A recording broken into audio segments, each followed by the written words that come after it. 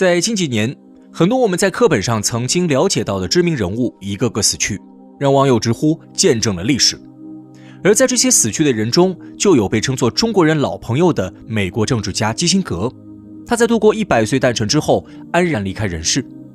作为中美破冰的见证者，基辛格自上世纪70年代以来便是中美关系最权威的发言人，而他也始终密切关注着中美关系。就在基辛格去世前不久，他还曾有过一段对美国的警示之言：美国盟友再多也没有用，一旦中美两国开战，最后参战并站对美国的国家只有3个。那么基辛格究竟是基于何种底气，认为美国将会在未来战争中陷入孤立无援的状态？又有哪3个国家会坚定追随美国身后，不惜与中国一战？基辛格断定美国盟友再多也无用，是因为只要是美国的盟友，大都会被美国祸害。法国就是如此。我遇到过外国干涉法国内政的行为，这些干涉来自一个同盟国家美国。实际上，我和萨科齐总统被美国安全局监听了5年时间。这是2023年5月，法国前总理菲永在国民议会上的一场发言。这段话向世人清晰明确地揭示了美国干涉别国内政、侵犯他国主权的事实，也解释了基辛格发出美国盟友无用论的原因。自冷战时代以来，盟友体系一直是美国维持霸权的重要手段。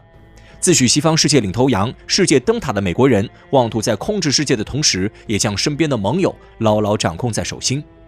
明面上，美国人打着自由民主领导者的旗号，与盟友们和和气气，背地里，美国却将盟友视作可随意支配、随时牺牲的侍从。这是美国的盟友们在类似爆发战争的关键时刻，不会坚定追随美国的根源所在。实际上，菲永和萨科齐的遭遇仅仅是冰山一角。美国对盟友的长期监听和监视早已不是什么秘密。早在20年前，就有欧洲媒体爆料，华盛顿在巴黎、柏林等欧洲重要城市均安排了大量监听人员。后来，维基解密网站也揭露，德国总理默克尔、法国总统希拉克等欧洲主要政要元首都处在美国的严格监听中。2023上半年的一份美军秘密文件显示，美国在日韩、以色列等非欧洲国家也设有监听站。在英国、法国、德国等23个美国主要盟友中，国家事务遭到了美国大量监视与干涉的国家占据82%。任何一个美国盟友都很清楚，自己正生活在这尊庞然大物的阴影之下。正如美国政治评论人士伊恩·马丁所言，美国只会做符合自身利益的事情。为了一己之私，无视盟友国的法理法规，以强权干涉盟友们的经济行为，已经是美国的惯用手段。基于此，基辛格发出盟友再多也无用的言论，似乎也就可以理解了。不过，基辛格也坦言，中美战争一旦打响，愿意站到中国对立面的国家只有3个。那么，到底是哪3个国家会坚定不移地追随美国？第一个国家是英国。隶属美国2战后发动的战事，英国总是冲在最前方的那个，未来可能发生的中美战争也不例外。2战之后，英国人曾经的辉煌一去不返，横亘在他们眼前的是一个残破不堪、国力衰微的二流国家。据统计，经过第2次世界大战的洗礼，英国的国民财富损失1/3，出口贸易减少2%，负债高达240亿英镑。丘吉尔在波茨坦会议上坦言，这场战争让英国成为了世界上最大的债务者。面对如此情景，英国人想要通过自身的努力摆脱危机、走出泥潭，不知要等到猴年马月。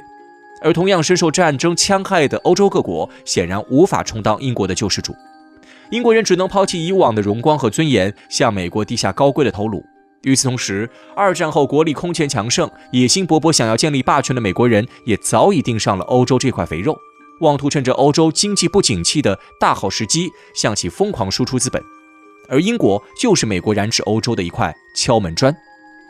很快，来自美国的大批经济贷款和直接投资来到英国，美国借为国内过剩资本寻找出路的同时，也将其用作掌控英国的手段。在接受美国援助的过程中，英国一步步沦为了美国的小弟。再加上出于冷战需求和英美两国在安全防务上的需要，以及同出一脉的思想文化基础，两国关系终究是越走越近。英国也在不知不觉中彻底放弃一切，成为美国马首是瞻的马前卒。现如今，英美两国更是彻底利益捆绑，英国成了美国战略同盟中最忠实的小弟，二者一荣俱荣，一损俱损。在这种情况下，自然不会坐视美国战事不理，卷入中美战火也就成了必然。第二个国家是加拿大。加拿大与美国的关系变迁史与英美类似，二者都是在2战后被纳入到美国麾下。此前，加拿大一直受到大英帝国的庇护，而英国在战后的迅速衰落，让加拿大不得不转而寻找其他靠山。1949年，加拿大加入北约组织，就此成为暴发户邻居美国战车上的一员。1950年，朝战爆发的第3天，加拿大便紧急召开内阁会议，决定响应美国的号召，前往朝鲜战场。加拿大是首批确定参战的美同盟国。在7月7号，联合国通过干涉朝鲜内战的决议前，加拿大便已公开表态参战。这意味着，即使没有联合国军这一名头做掩护，加拿大也会追随美国的脚步参战。为了表忠心，加拿大在这场战争中累计投入兵力26791人。但在美国的眼中，加拿大也只是一个随时可以放弃的棋子。1950年初，加拿大开始与新中国展开建交谈判，两国一度几乎达成共识。眼看加拿大政府就要宣布承认新中国，但朝战的爆发中断了这一切。朝战结束后，加拿大试图继续与中国展开建交商谈。然而，美国总统艾森豪威尔获悉此事后，竟公开咆哮斥责加拿大，称其行为十分荒唐、不可思议。艾森豪威尔的怒火让加拿大代表不寒而栗，也让他们意识到加拿大在不知不觉中早已丧失了部分自主权。1958年5月，加拿大政府接受美国要求，与其一同组建了旨在防御苏联的北美防空司令部。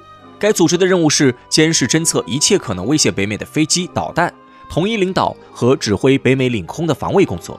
同时，北美防空司令部的高级领导人全部由美国人担任，战机、导弹和雷达也由美国提供。所以，北美防空司令部的成立意味着加拿大丧失了领空权。自此，加拿大彻底被绑上美国战车，本质上沦为美国的附属国。日后站到中国的对立面也已是必然。第3个国家就是最近几个月不断扩大与巴勒斯坦冲突的以色列。如果说英国是美国的小弟，加拿大是美国的附属国，那么最后一个可能对中国宣战的国家以色列，就如同是美国的亲儿子。美以两国的友好渊源可以追溯到20世纪40年代以色列建国前后，这一时期犹太人大规模回流中东，试图在巴勒斯坦境内建立独立国家。要想达成这个目标，犹太人势必要争取大国的同情和支持，让自己在后续与阿拉伯国家的斗争中立于不败之地。2战后空前强大的美国正好符合以色列的诉求。与此同时，美国人为了控制中东这一战略要地，进一步遏制苏联的扩张，也急需一个可靠的盟友伙伴。犹太人在政治、军事、地缘等方面的需求恰与美国一致，两者一拍即合，成为盟友。在美国的支持下，犹太人成功建国以色列。美国表面上维持着中立政策，实则却在暗中支援以色列应对阿拉伯国家。美国政府允许鼓励以色列人在美国募捐，允许美国志愿人员前往以色列作战。每当以色列陷入危局，眼看就要被阿拉伯国家剿灭时，美国的调停和援助总会如期而至。利用联合国这一工具，美国多次操纵，通过停火决议让以色列人获得喘息之机，使之得以挽回战局并取得最后的胜利。后来随着苏伊士运河事件，美以关系愈发走向密切。1957年，以色列首次被纳入美国的地区性安全安排。肯尼迪死后，约翰逊总统上台，美以关系被其推向最高水平。约翰逊自称是犹太人和以色列的朋友，自此美国对以色列的要求可谓是有求必应。两国在政治、经济、军事等层面展开了卓有成效的深入合作。后续以色列与阿拉伯世界的屡次战争也总有美国人的身影。去年10月，巴以冲突爆发后，美国当即放下俄乌战事，全身心投入对以色列的援助。